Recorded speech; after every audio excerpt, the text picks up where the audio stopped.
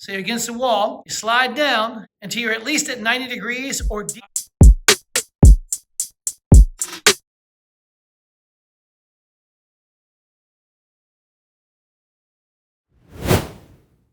Good morning, good day, and good night wherever you may be.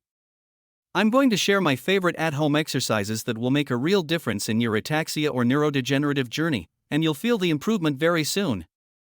This is Art Thomas, and I have acquired ataxia. Welcome back to Living with Ataxia. All right, first thing we're going to do is a curl up or a roll up. So you're flattened out on the ground, feet to head, right? Hands overhead. Arms as back as they'll go. Arms far back as they'll go. Hands flat. Curl up, touch the toes. And as much as you can, you try to keep the feet down. I think at first they'll just start popping up if you're not used to doing that.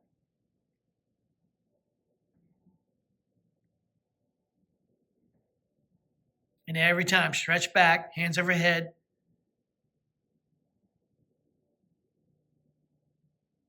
One more. Now stop. Now, this is what you're going to do. Put your feet wide, real wide, real wide. Now try to do it. That's harder. Yeah, it is harder.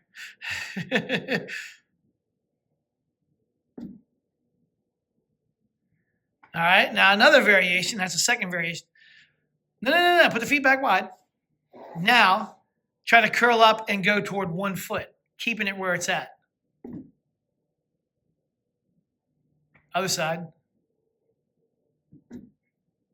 Yeah, your feet lift up more on that one.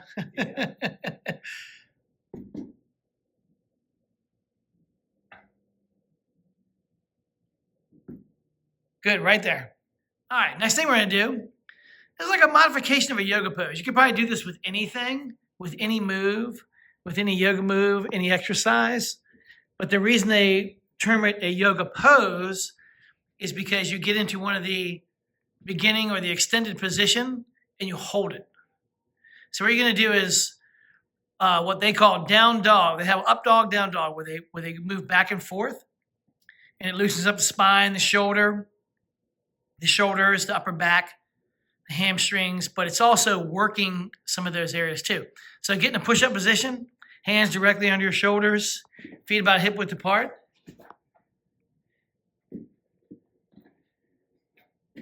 You go on. Now, push yourself back like you're trying to push your heels to the ground. Up your upper body, you're trying to push away from the ground the whole time. Head falls like it is right now. You keep the legs as straight as you can. Push the heels to the ground. Now you can kind of rock side to side. You know, stretch things out. You can pedal the feet so it exaggerates more of the stretch in the calf. No. Keep them where they're at.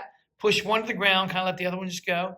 No. Don't take them off the ground. Oh, I see. Don't take them off the ground. Just push one one heel to the ground, and then alternate. Like make it active. Like just do it back and forth. Yeah. Now do both same time. The more you push away from the ground, let your head sink. No. Hold it. So the more you push away from the ground and let your head sink and you push your heels to the ground, the more exaggerated the stretch is. Now we're going to do something with the hands. This is more for like coordination, manual dexterity. Show the first one. Very simple. Other hand. And you want to go faster and faster. You know, it's because there are varying degrees of difficulty with a lot of these moves we do, but people have varying degrees of disability, where they have varying degrees of control. What's the other one? You have another one? The figure 8. And you want to try to get it small. Pretty soon we're going to have you doing that Steve Cotter teacup exercise. Yeah. We're going to show a video of him doing that just so we can see that how we both can't even do it. This is the beginning. This is like the warm up to that teacup exercise. Simple, but you can do it anywhere. That's good, right there. Now we're going to do like some squats. There's all kind of variations that you can do. This one is just body weight squat. So you can hold your hands out, your hands behind your head, however you want, just for balance and coordination. Just squat down as low as you can. Remember, the general rule is wherever your feet point, if they're angled, if they're straight ahead, angled out a little bit, angled out real wide, that's where the knees go. You want the knees to go wherever the feet point. Just by nature, just by the very virtue of the squat, it entails balance and coordination. So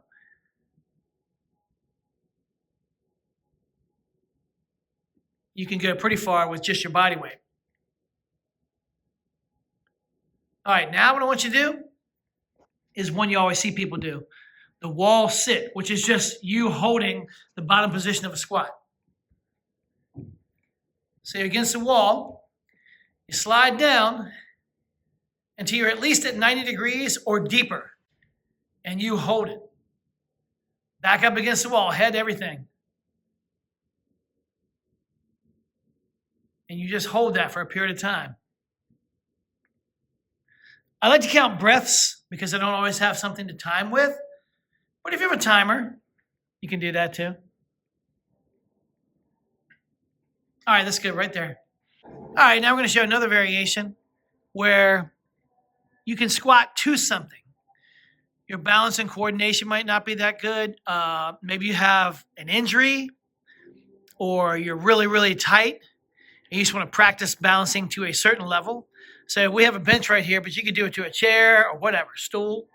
Let's see some. Ideally, I would say you want to touch and come back up. You don't want to sit down every time, but you can do that too. If you're not strong, if you're really weak, if you have really poor coordination or balance, you can do that too. Good, right there. In summary, we highlighted how ataxia and neurodegenerative home exercises can fit into your daily routine and improve your health. Remember, fitness is a journey, not a destination, and every small step counts. If you enjoyed this video, don't forget to like, comment, and check out our other fitness tips for more ways to stay active at home.